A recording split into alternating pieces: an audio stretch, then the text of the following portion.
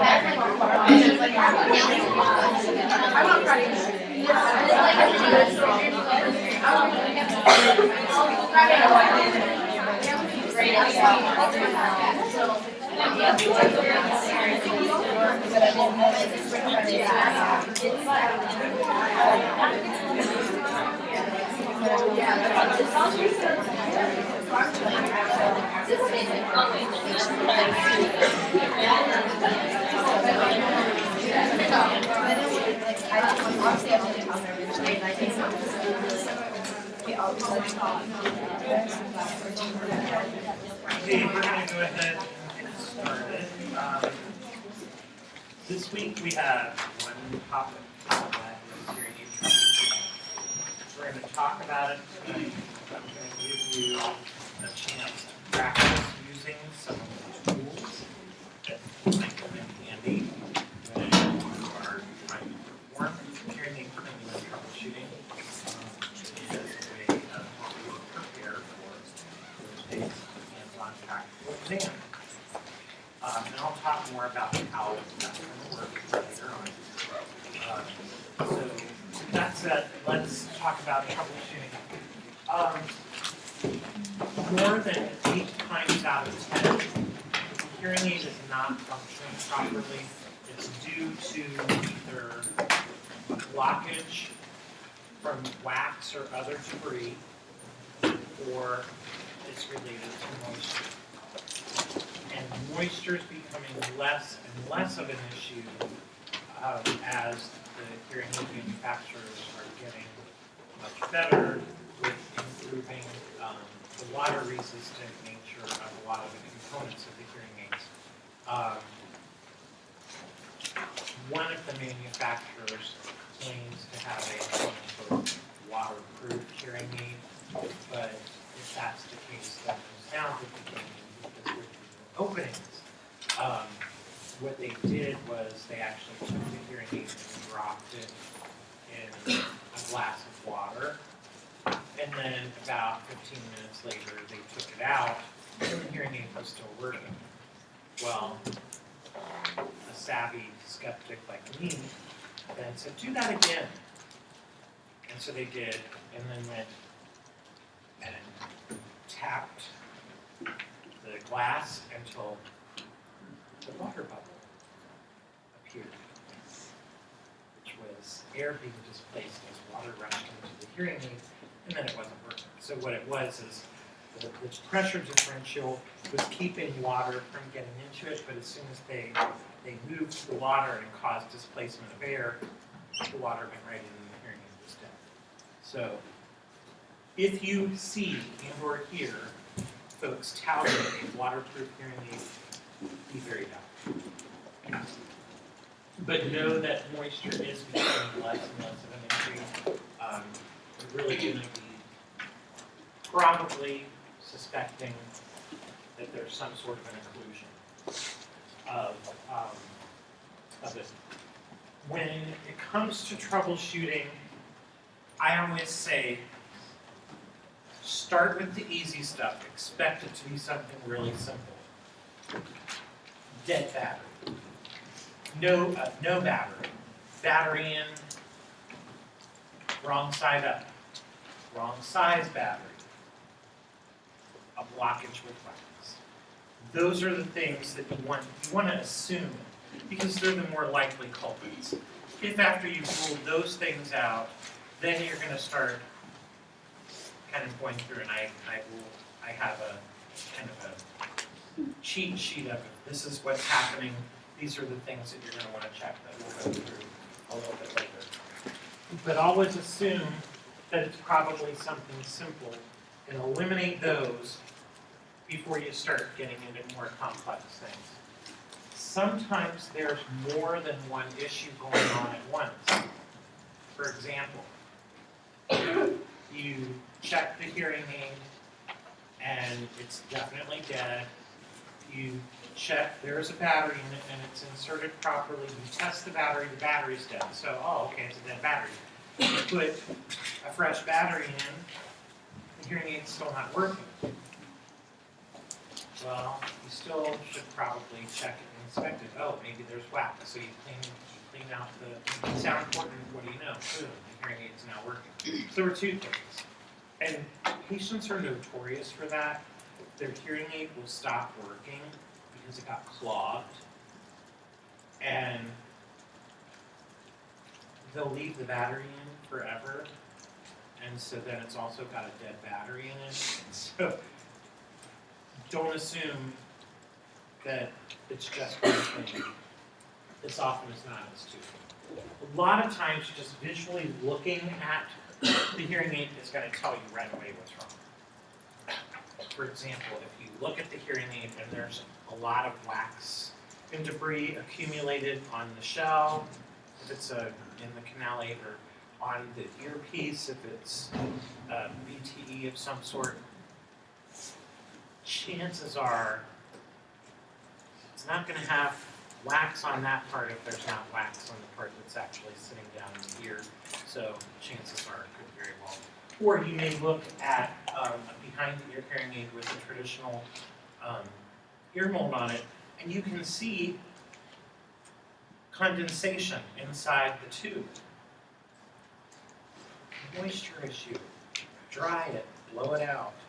I'm surprised how often suddenly it starts working. So occasionally people say, oh, my hearing aid's really squealing.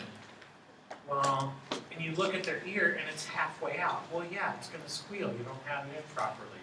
Or maybe you see a crack in the tubing. That's something that could cause it. Or maybe it's, the one I love is they have them in the wrong ear. And so they're not fitting in there properly. So scope it out and use your eyes and your instincts, because a lot of times that'll tell you. If that doesn't, a listening check can often tell you. And we're going to walk through the process, and you're going to get a chance to do a listening check with some of the different hearing aids today. Okay? So think simple first, then move to complex. Never assume that it's a single problem. It could be more than one. Make sure that you do a good visual inspection and a listening check as well. So, 3 steps. The physical check, which includes the visual inspection, the battery check, and the listening check. Even though you may feel convinced that from the physical check, you know what the problem is, please don't skip the battery check and the listening check. Because, as I said, there's often more than one thing, and you could get bitten behind. Particularly on the troubleshooting practical on Thursday. If you skip one or more of those steps, you may be going down the wrong path. Okay. So the physical check, things that you're going to look for. If it's some sort of a behind the ear instrument, or if it's in the ear, in the canal instrument, you're going to want to check the case or the shell. okay, the part that goes down inside the ear or the case that goes behind the ear. Maybe there's a crack in it, maybe there's a hole in it. A lot of hearing aids with holes where the dog crunched into it, or they dropped it and stepped on it, oops. But maybe there's loose screws, there could be broken or missing parts. So you want to do an inspection. If it has an ear mold, you want to check it. Does it look like maybe it's blocked with wax or debris? Is it cracked? Is it like, see how this is nice and flexible? Well, sometimes you'll get them and they're really hard and brittle. And that's usually a sign that there's something wrong, that it probably needs to be replaced. Sometimes with the mini BTEs, there's a crimp, an obvious crimp in the tubing. That can cause problems. So, and if you look at this, see how this looks almost like milky white, as opposed to this one, which is much clearer. That's a sign of aging. And these kind of traditional behind the ear with ear molds, if you start seeing it turning yellow and brittle, you know it's old and probably needs to be replaced. With these, when they're no longer nice and clear and they look almost white, that's a sign that the tubing may need to be replaced. So don't forget to check the ear mold if there is an ear mold. And then if there is tubing, again, check. Is it crimped? Is it cracked? Is there something plugging it up? Is there condensation? Is it properly connected? So you're going to want to literally, physically inspect it. Take a look at it. And keep in mind, often debris or moisture is what we call it. So you may pick it up and look at it, and inside this tubing, you may see actual condensation, like water droplets or bubbles in there. That's shouldn't be that way. Or maybe you open it up and you look inside, and it looks like there's rust in the battery door or in the internal component. That's a sign of moisture exposure. That's not normal. So you want to clean that out. Make sure it's dry. Okay? So the battery check. So you're going to want to get out the battery, look at it. Does it look corroded? Sometimes it does. Or does it look like it's got rust on it? Or is there debris on it? It should look pretty nice and shiny. Okay? Is it properly charged? Is it working? So you got your handy dandy little battery tester. And I know you can't see this from here, but suddenly it turns black. Maybe in the front you can kind of see the color change, but you'll see it quickly when you try it. That tells you that the battery's okay, so you want to test the battery. Is it the correct size? Every hearing aid has a specific size of battery that it takes. There are 4 standard sizes, moving from smallest to largest. We have 675. That is a big, honking battery of this size. I don't actually have any hearing aids with me today that take 675. There's a reason for that. They're rare. Those hearing aids are falling by the wayside because we're able to get that kind of power out of smaller instruments. So the really main advantage to continuing to manufacture hearing aids that require 675 batteries is that these batteries last longer. And so if you have a patient who has a super duper hearing loss, if they're willing to go with the larger size, do it, because these batteries last a lot longer than the smaller. Okay? And if you'll notice, they have blue tabs. All 675 batteries, regardless of manufacturer, have blue tabs. That is something you probably should write down. Okay, blue is 675. Those are the big ones. The next size down is size 13. They are significantly smaller. And what color are size 13s? Orange. All size 13 batteries are orange. Ashley's laughing because she deals with this every freaking day. I need those orange ones. They never tell you. Do they ever? How often do they tell you the number? Well, I didn't know what that meant actually. You just said that. So They won't pay attention to the number, but they might tell you the color. That's pushing it too. I know. They usually say I need batteries, and then we have to go look it up in the chart. But they're more likely to remember a color than they are a number. Because then they'll get really thrown. Well, I was at the store at Walgreens, and they only had size 13P, or they only had size AZ13. They didn't have 13. Okay, it's the number. Different manufacturers may add a letter code to them, but it's the number. And what color? Oh, they were orange.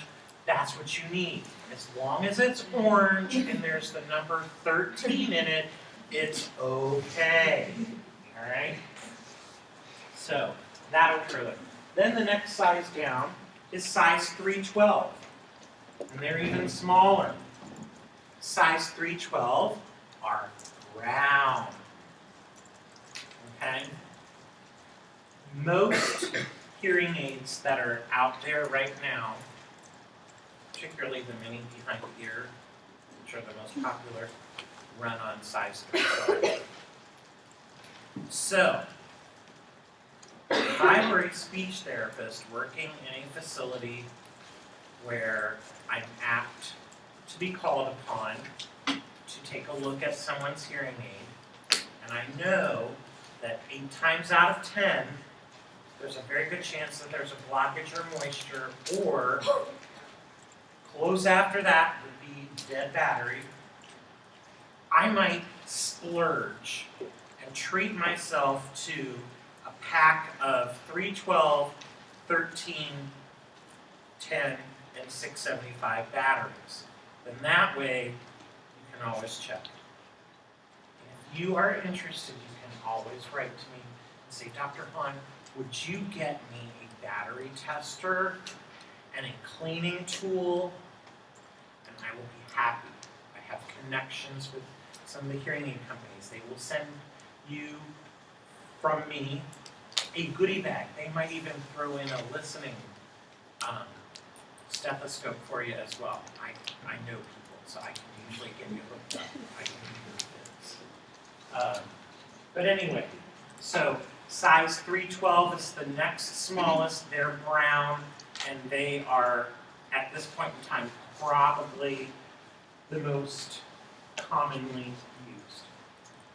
Finally, we have size 10. Okay? Size 10 are yellow.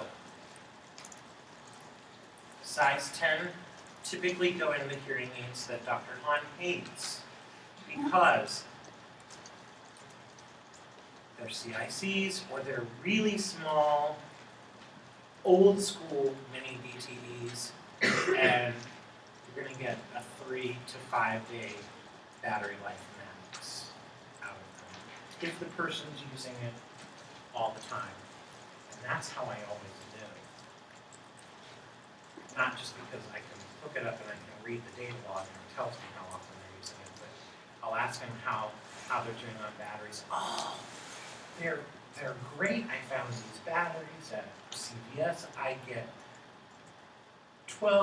10 to 12 days out of them. And it's a size 10.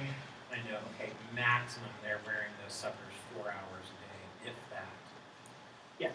you might have already said this, but what's like the average amount of time that you have between battery switches? Like how long the battery lasts? It really depends on how many hours of usage per day, but if we're talking a full-time user, so they're wearing it at least 12 to 16 hours a day, from a size 10, 3 to 5 days is typical. From a 312, 7 to 10 days is typical. From a 13, it's usually maybe 12 to 14 days. And a 675 is about 14 days. Those are ballparks. You can also get crappy batteries that die within a day. There are bad batteries from time to time. No one's quality control is perfect. There are some premium batteries. One brand that I particularly like, it's called Power One batteries. And they're typically only available from an audiologist or a hearing instrument specialist. They're made in Germany. They do last a little bit longer. You can probably expect to add a good 2 to 3 days to the average life of a typical battery when using those. They are a little bit more expensive, but when you average out, you're getting, it's like getting probably an extra 1 or 2 batteries per pack. Out of it, you're going to be buying fewer batteries in the long run, so it kind of comes out in the wash. People will always ask, do I have a preference? Obviously, I do like the premium batteries, but as far as like the regular Rayovac, Energizer, Duracell, buy the store brand. One of those manufacturers is making it, so the CVS brand, the Walmart brand, the Walgreens brand, it's made by one of those. I will say, on average, my experience is that the Duracells don't last quite as long as the other, and I love Duracell batteries for other things, but I'm not impressed with their hearing aid batteries. Rayovac, which I typically don't like their regular batteries, like flashlight batteries and stuff, I do like their hearing aid batteries. Their hearing aid batteries tend to be a little bit longer lasting, so it's a trade-off. But if someone's having a sale, I always tell my patients, buy them on sale, but check the expiration date. You actually do have an expiration date. And if the expiration date, it's really not the expiration date, it's the sell-by date. If it's less than 6 months away, I'm not buying them, because even though you may be getting a buy one, get one free, probably half of them are, they've been sitting around for so long that half of them are probably not going to work. So your buy one, get one free hasn't really saved you. Okay? But you would be surprised if you do that battery check, how often you're going to see something gunky on it. On your charger, some of them, they have a little thing where it's got a red, a yellow, and a green. It'll be green. Or on these that we're using, it's got a bar. If the bar goes up to the check mark, you're good. If you have one of the really old school testers, you're going to want the voltmeter to read above 1.0. Make sure it's the correct size. A size 10 battery will fit in any size hearing aid. Now, it will rattle around, but it will fit.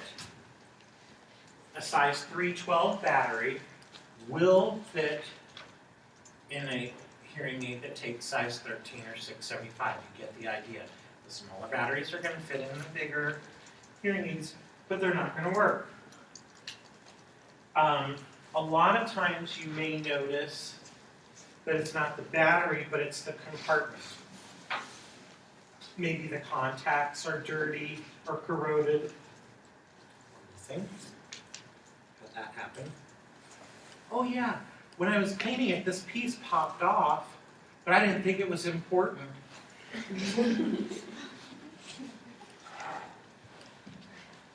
What allows the battery to make the hearing aid run? Well, can you fix that? No, we've got to send that to the lab. How long is that going to take? Probably about 10 days. are you serious? If you had brought that piece that you snapped off, I might have been able to get it reconnected. But because you didn't, we don't keep a gazillion of these laying around in the back room there from all the different manufacturers to fit all their different types of compartments. We have to send it to the lab. So if it ever happens again, retrieve the part. But no, so it could be the compartment. It could be dirty, corroded, could have broken components. And again, a lot of times you'll look in and you're like, size 12 battery compartment, size 10 battery. Ding, ding, ding, I think we have a winner.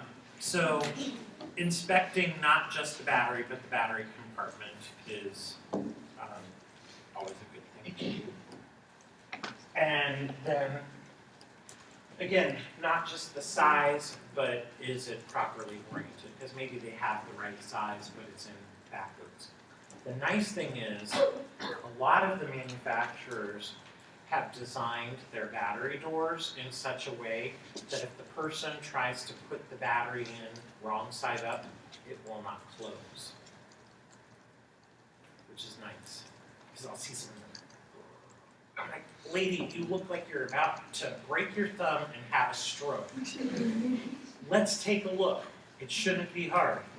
Yeah, well, you just snapped it right shut. I can't figure it out. Well, it's backwards. So let's flip it over, and then it closes right away. So do check those kind of things, because sometimes they will force it. And normally when they do, what you'll notice is that the seam, there's a seam in the case, is separated about that far. I mean, you could almost stick your finger in the separation because they jammed it in there. But anyway, so how do you get it out if it's jammed? Well, you can get some itty-bitty little tweezers. There's lots of things you can do, but you may have to pry things out.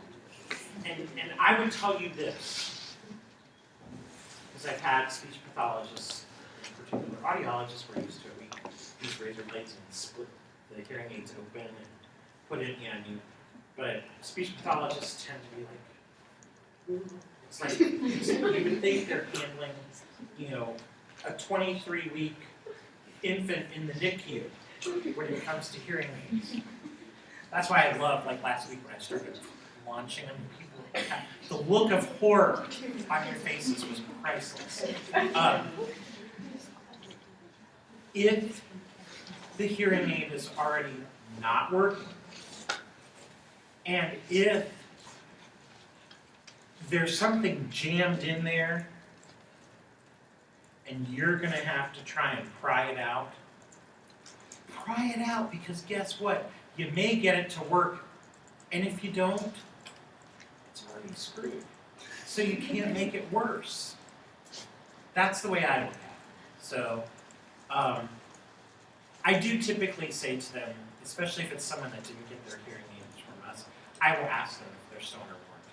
Because if they're still under warranty, I may just say, you know what, we need to send this into the lab, and they'll take care of whatever's the problem. But if it's out of warranty, can't make it worse than it already is. Right? I mean, seriously. So I'm going to go ahead and for the custom in your products, you can take like an X-Acto knife, razor blade, and you can actually split the seam and open them up. And a lot of times, it's like sands through the hourglass. It's like stuff just comes out. Or, you can see, broken wires, things like that. And so then I'm like, okay, yeah, this definitely needs to go in. But sometimes it is something I can fix. And I just get my super glue and glue it back together. I don't expect you guys to be doing that kind of stuff. But my point is, if the battery, sometimes the classic, I love. Rather than, as you instructed them, putting the battery in the door, they'll put it in here. They'll put it inside the hearing aid, and then they'll smash the door closed around it. And so then, we've got a bent, deformed battery door with a battery jammed in there. Now, if you're really special, you're really nice to me, when you send me that email or make that phone call about the troubleshooting kit, I'll even get you what's called the Wonder Tool. And the Wonder Tool looks sort of like, may I borrow your pen? It looks sort of like this clip on your pen, except that rather than the bump there, it's got a little like crowbar looking curve to it. And what you do is you then jam that under and pop the battery out. So it's sort of like, you know, jimmying a lock where you pop the battery out. You're laughing, and I'm glad. But if you are a speech therapist, particularly if you're working in a school, or particularly if you're working in a retirement center, skilled nursing, or subacute rehab, you're going to be faced with that very problem. I promise you. I wish I could talk to Dr. Hahn about getting that troubleshooting kit, but I can probably do it. So, battery check is important. It's beyond just testing to see if the battery is working. Okay? Finally, you have your listening check. So you're going to hook up your little stethoscope, and you're going to listen to the hearing aid. Listen to the hearing aid. Let's see, how does it sound? Some of the hearing aids, especially the BCDs, they have an on and off switch. O is off. O is off. Again, what does O stand for? Off, not on. So what's on, you may ask? M for microphone. The microphone is active. Some of them may also have a T switch. T is for telecoil, which is for use with the telephone or for a loop system. So, if you are listening and it's dead, double check. Oh, well, it's on O, so it should be. So I'll turn it to M, and now it's blasting at you. Okay, yeah. Then you turn it to T, and you should hear a buzz or a hum. And then you can grab your handy telephone, put it up close, and now all of a sudden, wow, boy, that dial tone is just singing right through because it's made the connection. Okay? So, first of all, you want to make sure it is on before you do your listening check. And you're going to be listening. How does it sound? Does it sound scratchy? Is it fading? Is it staticky? Because those are all indications that something could be wrong. If it has a volume control, turn the volume down because you may get this, kind of a staticky sound from it. It may not be even. It may seem like it's not going up at all, and all of a sudden it's blasting you. That's what I mean by the linearity of the gain. If it's distorted, you can do Link's sound test, the oo, ee, ah, sh, and see how do those sounds sound. Do they sound distorted? Do they sound muffled? Do they sound clear? Okay? So you want to make sure, once you think you've got the problem solved, you still want to do that listening check. Okay?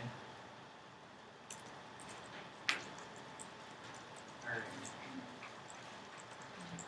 So, that's if they just say the hearing aids are not working. Yeah, or whatever. But sometimes you will get a hearing aid brought to you with a known complaint. So we talked about, what are some quick and easy things to look for if it's dead? Is it on? Is the volume up? Is the battery good? Is the battery in correctly? Is it the correct size? Is something blocked? Either the ear mold, the sound port, maybe the microphones. You work in long-term care. You see a spike in hearing aid malfunctions on the day that Mrs. Smith and Mrs. Jones go to the beauty shop. Because they're there as much for the socialization as they are for the hairdo. And believe me, they're going to want to make sure the hearing aids are in, and they forget to take it out, and now it's full of hairspray. So the microphone's completely glued over. And a lot of hairspray. Okay, but again, there are things that you can try. If the hearing aid is whistling, then is there some sort of a crack in the tubing or in the shelf? Is it in properly? Is the volume set too high? Maybe their ear is blocked with wax, and so the sound's not going in, it's bouncing back. Is it fitting properly? Is it too loose? Is it, if they tell you that it's weak, well, is the battery going bad? Oh, okay, well maybe that's a problem. Is there moisture? Moisture sometimes won't cause the hearing aid to completely go kaput, but it may cause it to fade in and out, or for it to be weak. So when I get a complaint of weak, I tend to suspect battery and or moisture. If the sound's distorted, again, that's often something that's going to happen when the battery's getting weak, or when there's moisture. Maybe you've got a partial blockage, so it's not fully blocked, or you maybe have a crimp in the tubing, especially for the mini behind the ear. They'll say, well, it's working, but it just doesn't sound like it's not working as well as it was before. And a crimp tube will do that. Short battery life. Number one cause. They forgot to turn it off consistently. That's what I'll say, well, show me what you do at night when you take your hearing aid off, or 2 in the afternoon, whatever the time may be. And they'll take it out and wipe it off like we showed them. They didn't brush it like we showed them, and they didn't open the battery door like we showed them. They just took it off and put it in their case. Yep. The reason you're only getting 4 days out of your battery is because you're forgetting to turn it off. Well, I wondered why sometimes I feel like I hear it squealing in the middle of the night. You laugh. I heard that more times than I care to remember. But anyway, so if the battery life is short, review and re-educate on how to turn the sucker off, because I can tell you that could very well be the problem. Sometimes, used to be, there was a suggestion that you stored batteries in the refrigerator. So especially a lot of older folks want to store their batteries in the refrigerator. Well, the newer hearing aid batteries are zinc active, air activated. And if you put them in the fridge, they're going to get moisture, they're going to get corroded, they're going to decompose. So make sure that they're keeping them in a cool, dry place, not a cold, moist place. So like in a drawer is fine. And it may be that they just got a crappy pack of batteries. It'll happen. But the other thing is ask them, is their hearing aid squealing a lot? Because if it is, and they're getting feedback, the hearing aid's constantly trying to fight itself. It's like doing double duty. sort of like up to a certain point, your gas mileage improves, but then after you demand too much from the car, gas mileage starts precipitously dropping.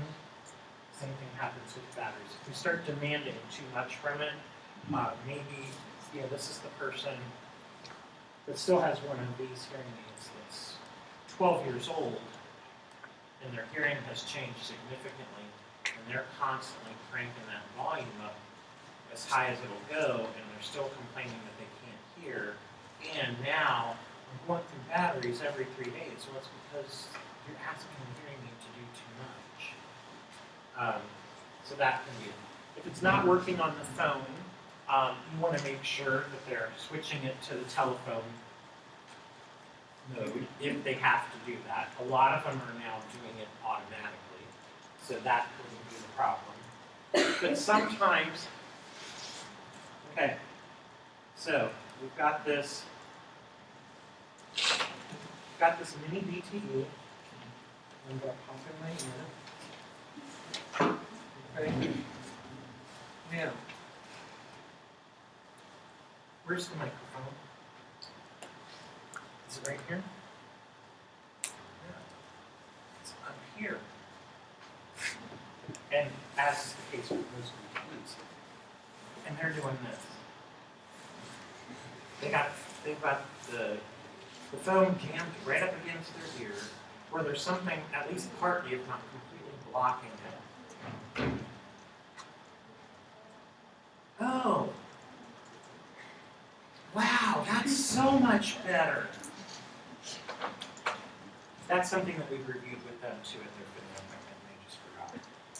But anyway, so, my point being, how are they using it?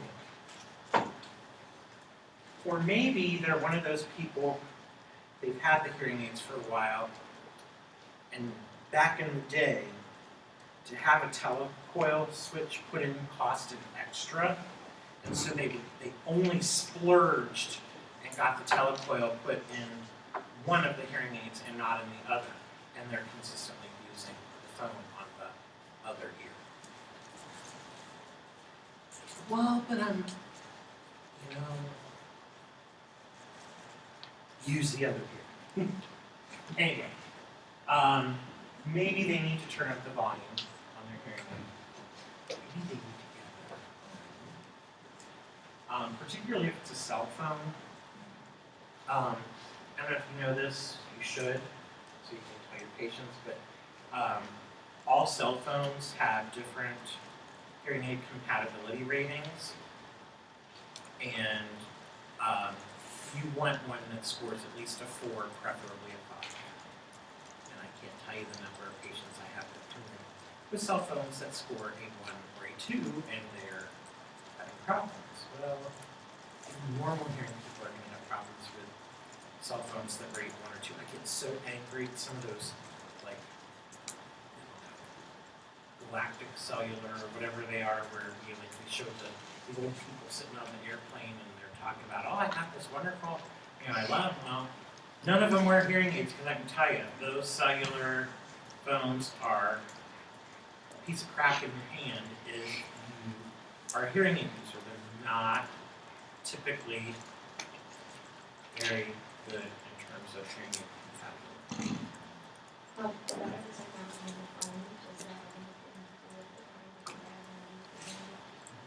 Well, the better the compatibility, the better sound you're going to get.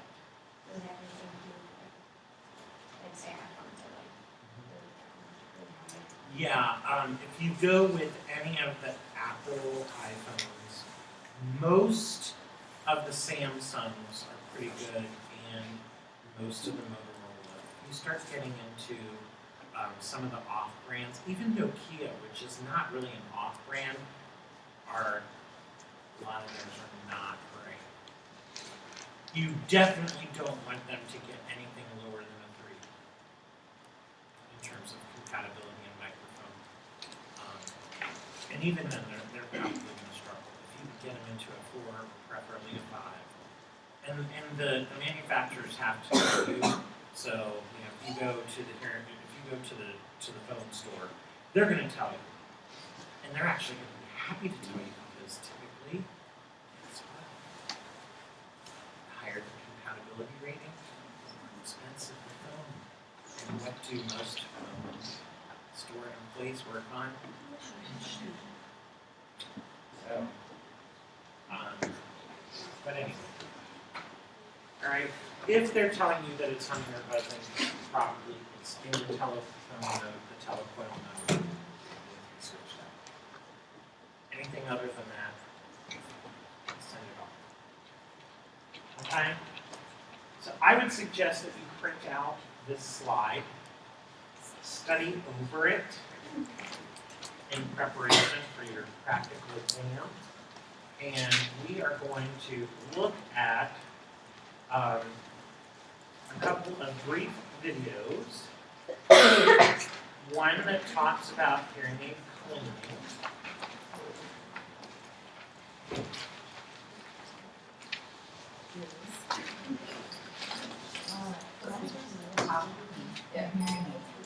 In fact, I would say we have 3 different styles of in-the-ear hearing aids. The full shell hearing aid, the half shell hearing aid, and a completely in the canal.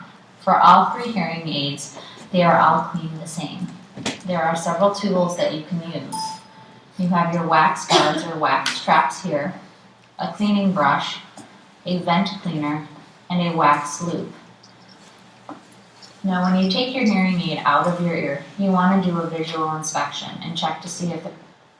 Just as an FYI, we are using the handy dandy all-in-one tool that has, and we are not going to use the reamer because frankly, most of the hearing aids that we have now, this type of a reamer tool is not long enough to get through what it is that we needed to get through, so we're going to, I have one here, has the loop, the brush, and the reamer, but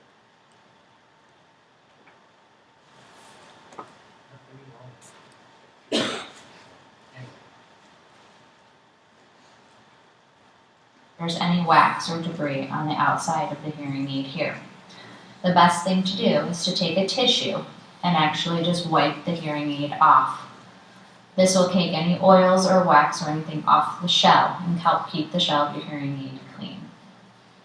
On this end of the hearing aid, you can see there's a little white circle. That is where your wax trap is kept. The first thing you're going to want to do is take your cleaning brush and brush across it. Okay, now, This will get any of the wax. she's doing that wrong. I will tell you, you never want to hold the hearing aid like this and brush across it. Why?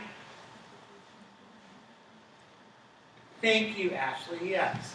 If you are brushing across it like this and you're loosening debris, where the hell is it going? Down inside the hearing aid!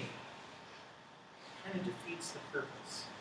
So you tip the hearing aid upside down and you brush across it this way. Why? So that anything that you loosen, any piece of debris or wax, falls out and not in. Okay? Alright. Wax or debris that's on the outside. But sometimes this becomes plugged with wax. What you're going to need to do is then replace it. You'll take out and open your cartridge of wax traps, take out a new post, and then you're going to replace the wax trap. You use the one end to insert and take the old wax trap out, simply pulling straight out. You then turn it around and you're going to place the new wax trap into the silver circle. Some of them aren't so. This will effectively replace the wax trap or wax guard and prevent any wax from getting down further into the ear. Different color. The next thing you're going to want to do is turn the hearing aid over and look at where the microphones are. These are on the outside face of the hearing aid. You're going to again use that brush that you have to brush And across. again, you're not gonna do it those that way, microphones. you're gonna turn it upside This will get down. any debris or wax for from the same covering the reason. microphone so that the hearing aid is able to pick up sound. The vent cleaning tool can be used to go through this hole that goes all the way through the hearing aid. You simply can push this through and get any wax or debris that's stuck in that hole. Oftentimes, if it's a bigger hole, you can use the loop tool to simply go down and scoop out any of the wax or debris. Once your hearing aid is cleaned, which should be done nearly every night, you want to make sure you open your battery door so that the hearing aid is off and store it in the dry aid kit or dehumidifier that you were given in order to make sure that the circuitry stays nice and fresh. We're going to review how to clean a behind-the-ear hearing aid. There are two styles of behind-the-ear hearing aid. A traditional style behind the ear with a custom-made mold that goes for the person's ear, or the receiver in the ear or open-fit hearing aid, which requires a small dome that goes on the end of the hearing aid. There are several cleaning tools that will be used: a wax brush, a wax loop, and some sort of wax trap. We're going to start with the traditional behind-the-ear hearing aid.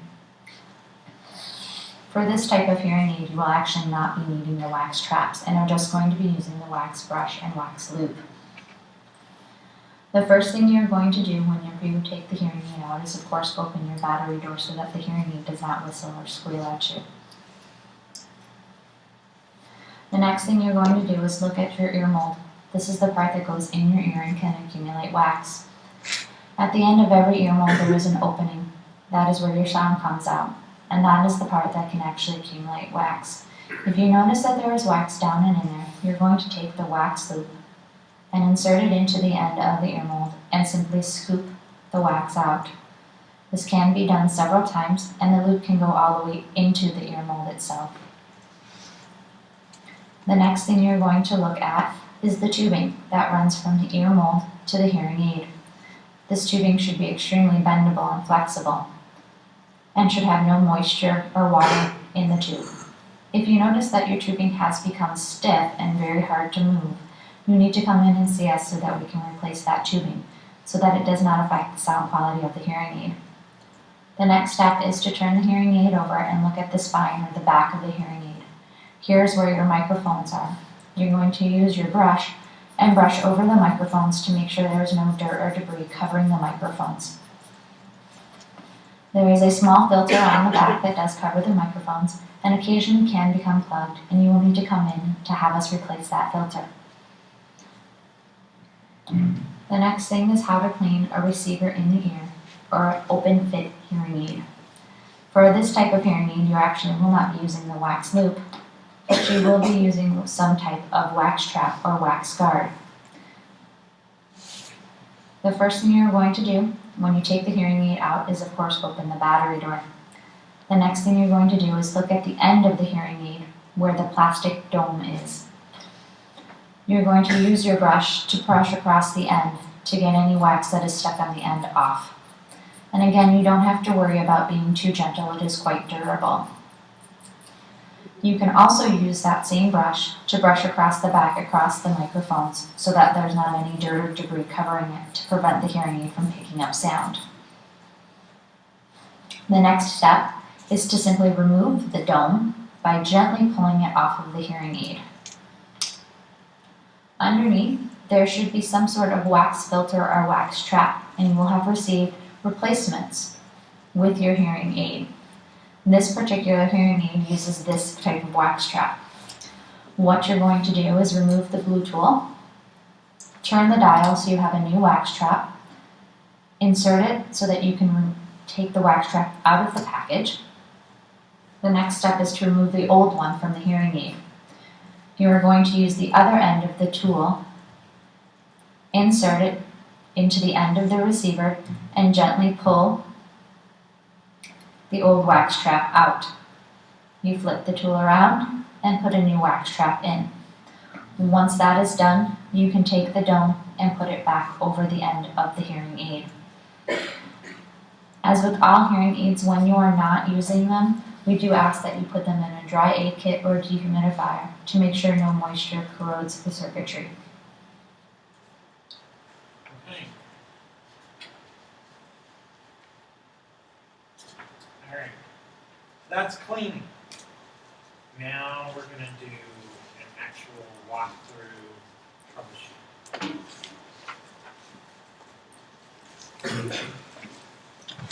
We're going to be talking about if your hearing aid is not working, if it is dead, what to do. It does not necessarily matter what style of hearing aid you have. We have a few different styles shown here. The principle is still basically the same.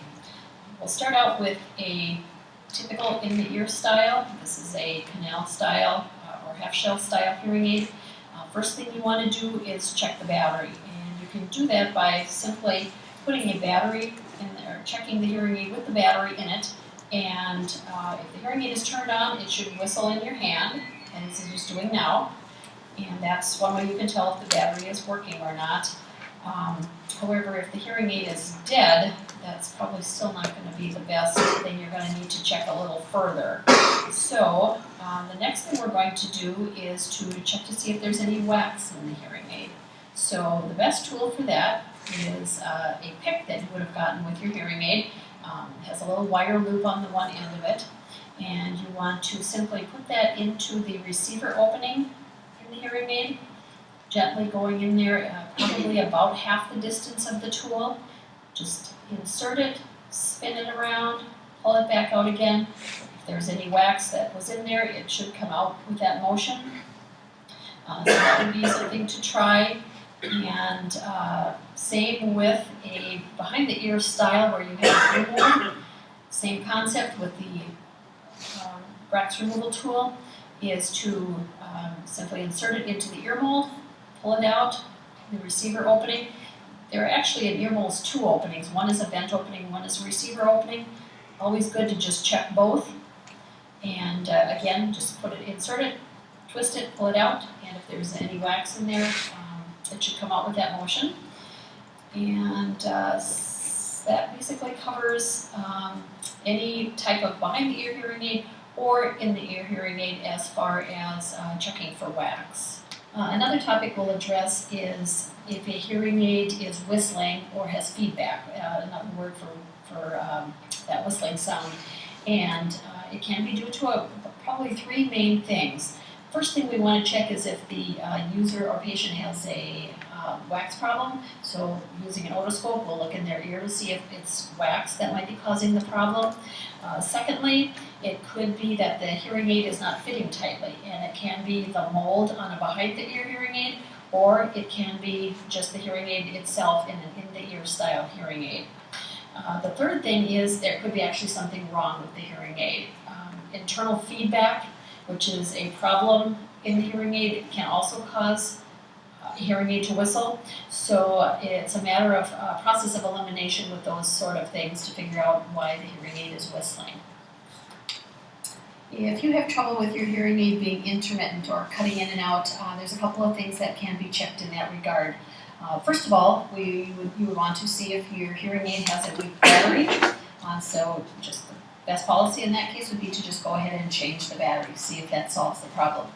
Another thing you could check is by opening up the battery door and checking if the battery contacts inside are corroded. That could cause a hearing aid to be intermittent. In regards to battery doors, the other thing you want to make sure of, whether it be an in-the-ear style or a behind-the-ear style, is that the battery door is completely closed. It should snap tightly shut. Same thing on an in-the-ear. Again, you want to make sure the door is completely shut. The volume control on the hearing aid, there could be something wrong with it. So another thing would be that it could be intermittent because there's a short in the volume control, something that would need to be sent into the manufacturer for. Also, on a hearing aid that would be behind the ear, there could be some moisture in the tubing. Either type of hearing aid like this, you would want to check if there's moisture in the tubing. Another problem that could be happening with your hearing aid is that the sound could be distorted, not sounding clear. A few things to check, again, regarding whether you have an in-the-ear hearing aid or behind-the-ear hearing aid, same things apply. The battery could be weak, so the best thing to do is just change the battery, see if the sound quality gets better. You could also check to make sure that the receiver openings on an ear mold or on an in-the-ear hearing aid, that they are not plugged. So go ahead and do your cleaning process with your cleaning tools to make sure that those openings are clear. Also, it could be that the ear mold or the hearing aid is not fitting properly. That can cause distortion of sound as well. The hearing aid could also not be in the correct program. And so you want to make sure by checking that other programs, if you are in the correct program or not. Also, you would want to, again, double check moisture to see if there's moisture in the tubing. On a behind the ear hearing aid of this sort, it's usually rather evident that there's moisture in there, and you can get rid of it by pulling apart the hearing aid from the mold and using a recommended blower to remove that moisture. You don't ever want to blow into it to try to remove that moisture. You'll just create more moisture in there. With an in-the-ear style, not really easy way to check for moisture. You're just best off just to put it in the dryer, see if that takes care of the problem. You also want to check the battery contacts in the hearing aid. In the ear style, you can go ahead and look in there, see if you see any rust. It's usually kind of a brownish color or a whitish color is a sign of corrosion. Same thing on a behind the ear hearing aid, just opening the battery door and looking inside to check and see if you see any corrosion or moisture in there as well. A couple other problems that can occur with your hearing aid is that you are not happy with the overall sound of the hearing aid. You have difficulty understanding speech, or you have trouble hearing in noise. Those are problems that you do want to contact your audiologist for because it may require some changes in your programming. Please make an appointment. Okay. One of the things that she didn't mention, I did, and I want to reiterate, is particularly for the BTEs, you want to check the tubing for any kind of crimping or for any kind of tears or splits. All right. Divide into 5 groups. And we're going to have you guys gather around here. And you're going to have a behind the ear and a custom hearing aid.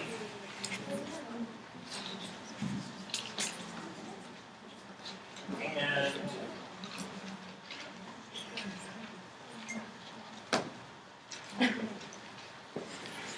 I want you to come up and listen. You may not be able to hear. Leaning.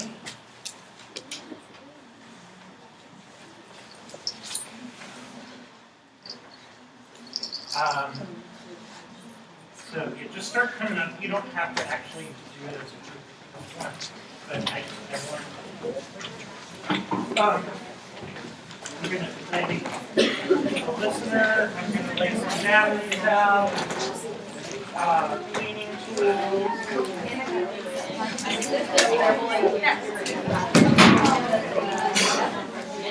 And some batteries.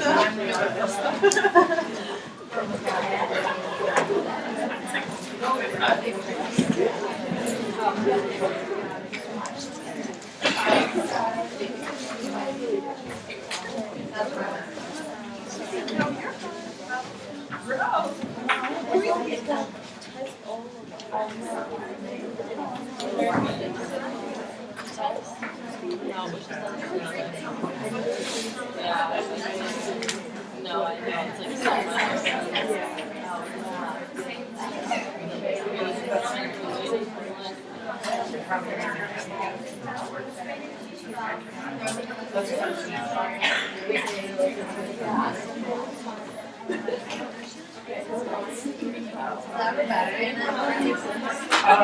I have some batteries that are very likely dead. If you want to check any of them with the testers, so you can track them looking at what that does.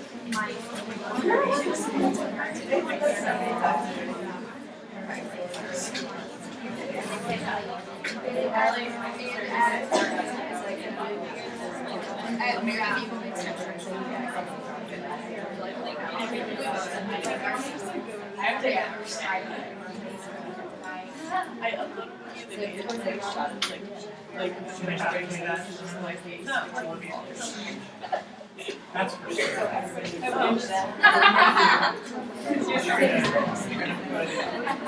Dr. Sida. Nothing's happening. That's okay. Now, let's get the D's. That should be good.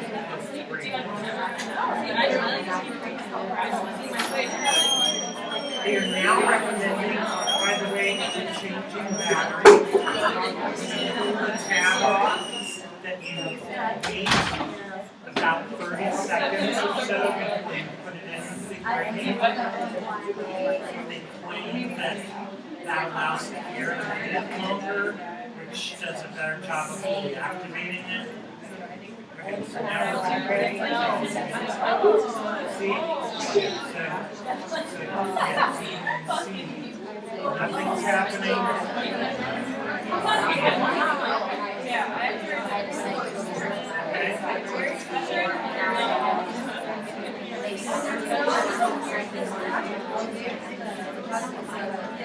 Like that.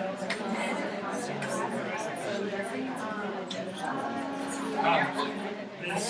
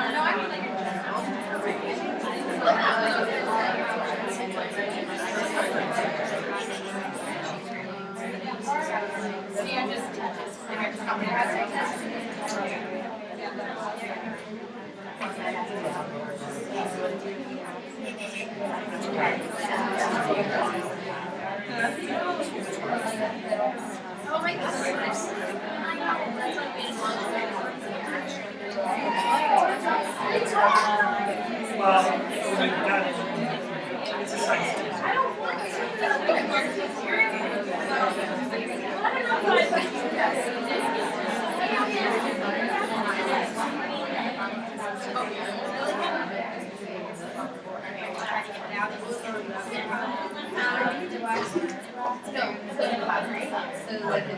That's when you're going to want to reverse the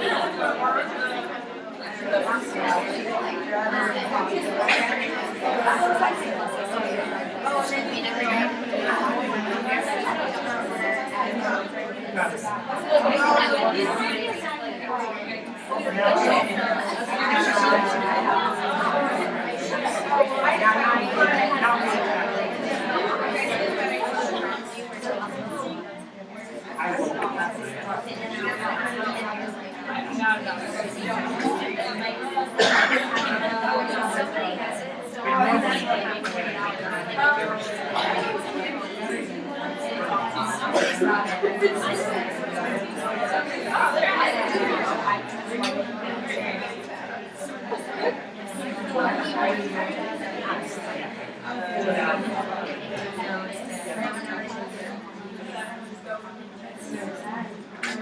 there's gonna be, we're gonna have stations set up. It doesn't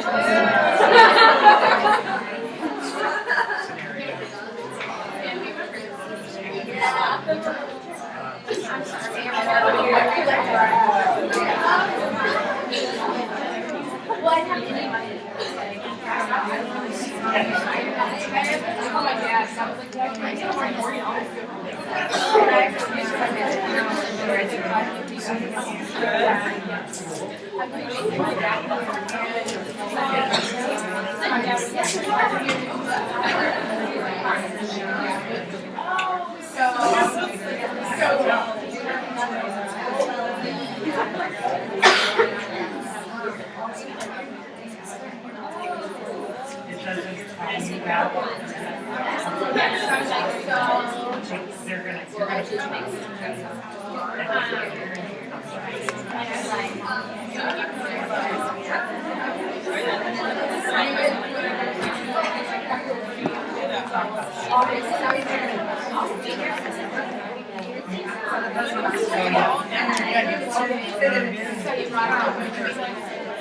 Okay, while you guys are still listening and messing around with those, the way that the practical is gonna work on Thursday, and you folks listening and watching from afar, I still have to figure out how we're gonna do yours, so this isn't gonna be for you.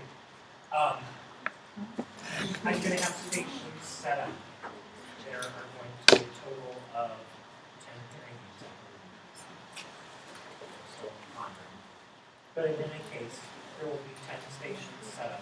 You will have an answer sheet that's numbered with your chairman or number. You're going to go to the station. You're going to read the scenario. What's that? Okay?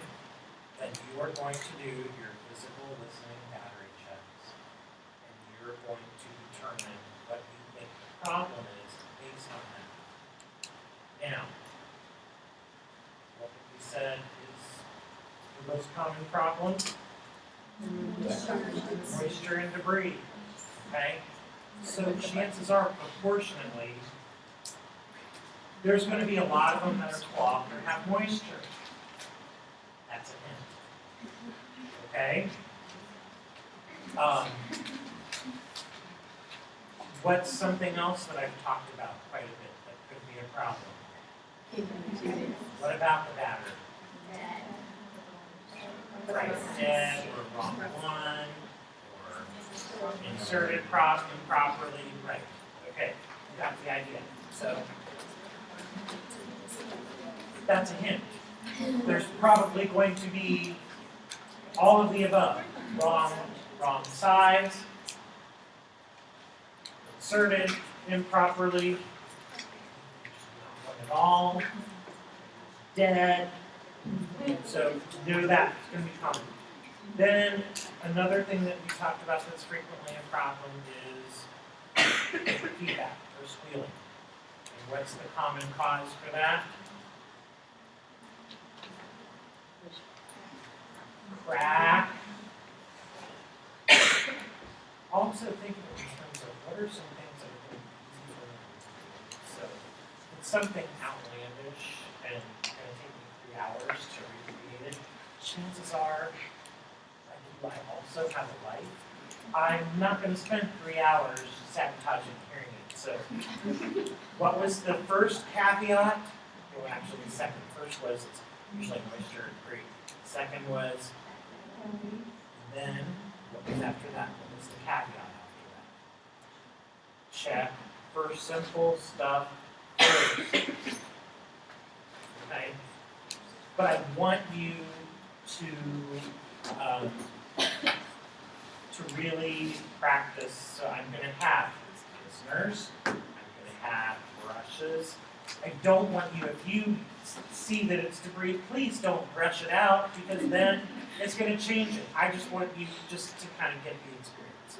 Actually, I probably won't put out brushes, but I will put out listeners and battery testers. The way that I'm gonna do it, plain, is that it's by lottery, because there are only a limited number of stations and there's a lot of people. What I'm gonna do is draw names. And it's the luck of the draw. You get to go in the first wave. And then you guys are free to leave. And we'll have the second wave. So I'm sorry if you're stuck to the last wave, but I don't know of any other way to be fair. In the past, when I've done it, I tried doing it with allowing everyone to come up like you did here, and it was utter chaos, and that didn't work. And then I tried it, passing the hearing aids around, and that really didn't work, so we're just going to do it as a lot. Have everyone's name, I'm going to pull the first 10 names. You guys go, circle, then next. Okay? So that's how it'll work. Again, remember, it's simple. Do all three aspects of your troubleshooting check. Look over that troubleshooting grid. Because chances are that's going to have your answer. I have a question. Okay? Yes. How do you know it's moisture? You actively see the moisture tubing, or you may see something like rust.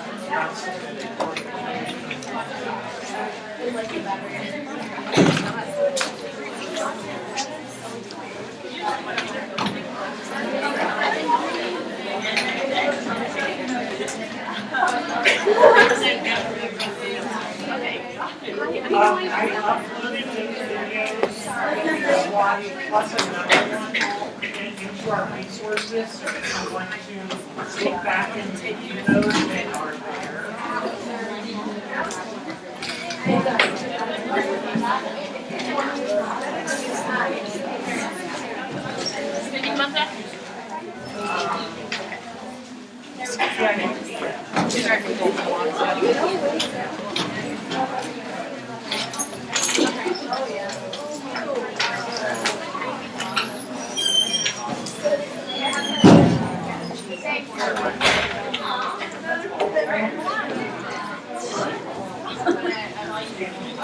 I know, right?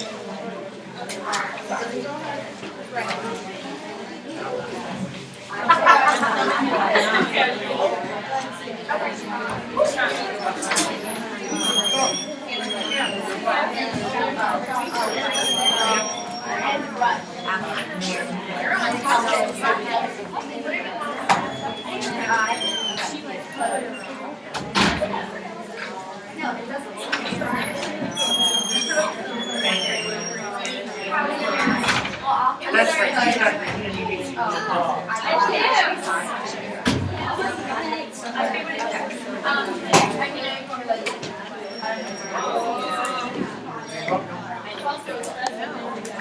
Yes.